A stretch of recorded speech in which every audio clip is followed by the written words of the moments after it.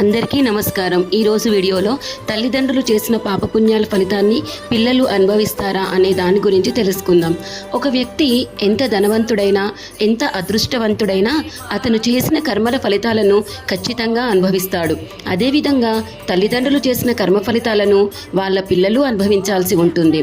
తల్లిదండ్రులు చేసే మంచి ప్రవర్తన వాళ్ళ పిల్లలపై ప్రభావం చూపినట్లే తల్లిదండ్రుల చర్యలు కూడా పిల్లలపై ప్రభావం చూపుతాయి. ఒకసారి విష్ణుమూర్తి క్షీరసముద్రంలో విశ్రాంతి తీసుకుంటూ ఉంటాడు.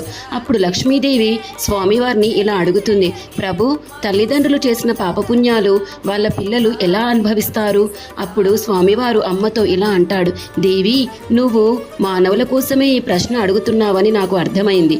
సమాధానం నేను నీకు ఒక చిన్న కథ ద్వారా చెప్తాను, విను అంటాడు. ఎవరైతే ఈ కథ వింటారో వారికి పాపపుణ్యాలు నశించి స్వర్గలోక ప్రాప్తి కలుగుతుంది అని కథ చెప్పడం ప్రారంభిస్తాడు. ఒక